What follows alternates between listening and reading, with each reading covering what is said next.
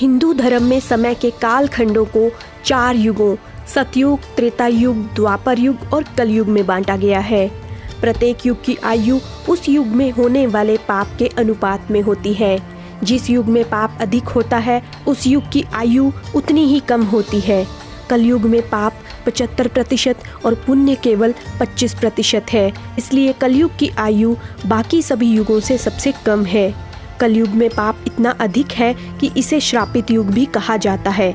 लेकिन विष्णु पुराण में महर्षि व्यास जी ने कलयुग को सभी युगों में से सर्वश्रेष्ठ बताया है।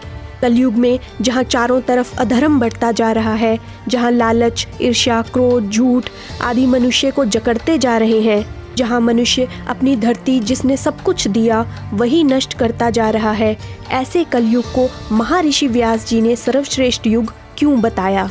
उनका क्या तर्क था? क्या लिखा है विष्णु पुराण में? आज की इस वीडियो में हम आपको इन सभी प्रश्नों का उत्तर देंगे, इसलिए वीडियो को अंत तक जरूर देखें। अगर आप चैनल पर नए हैं तो चैनल को सब्सक्राइब जरूर करें। विष्णु पुराण के अनुसार एक दिन महर्षि व्यास गंगा नदी में स्नान कर रहे थे। तभी कुछ ऋषिगण वहां आए। उन्होंने देखा कि व्यास जी नदी में डुबकी लगाकर ध्यान कर रहे हैं।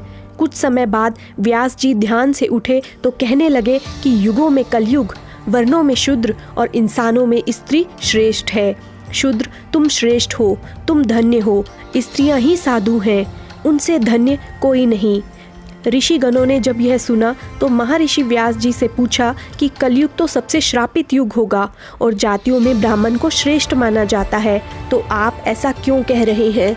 महर्षि व्यास जी ने कहा कि सतयुग में तपस्या, ब्रह्मचर्य करने का फल 10 वर्षों में मिलता है, त्रेता युग में 1 वर्ष में, द्वापर युग में 1 महीने में और कलयुग में वही फल मनुष्य 1 दिन में प्राप्त कर सकता है। जो धर्म सतयुग में त्याग से प्राप्त होता है, त्रेता में यज्ञ से, द्वापर में देवार्चन करने से, वही कलयुग में केवल भक्ति व कीर्तन करने से ही मिल जाता है। मनुष्य थोड़ी मेहनत से ही सफलता पा सकता है, इसलिए मैंने कलयुग को श्रेष्ठ कहा है।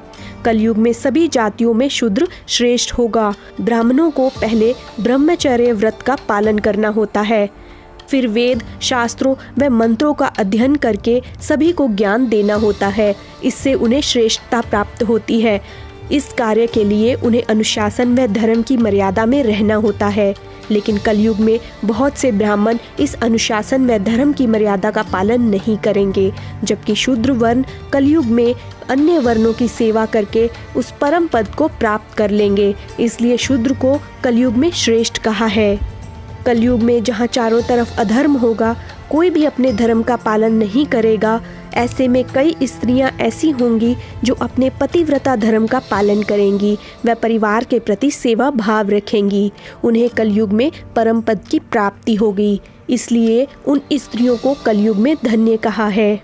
ब्रह्मा वैवर्त पुराण के अनुसार भी कलयुग के प्रथम 5000 वर्षों के बाद शुरू होगा स्वर्ण युग, जो कि 10,000 वर्षों का होगा, जिस दौरान अधिकतर लोग आध्यात्मिक होंगे। पिछले 3 युगों में जहां मनुष्य वर्षों की तपस्या का फल पाते थे, इस स्वर्ण युग में कुछ पल की भक्ति व पूजा भी उतनी ही फलदायी होगी। इस स्वर्ण युग के बाद शुरू होगा घोर कलयुग, जिसमें न तो धर्म होगा और न ही भगवान की भक्ति। उस समय यह कलयुग एक महाश्रापित युग बन जाएगा। अब कुछ भी श्रेष्ठ नहीं होगा। उम्मीद है आपको वीडियो में दी गई जानकारी पसंद आई होगी। अगर वीडियो अच्छा लगा हो तो वीडियो को लाइक ज़रूर करें।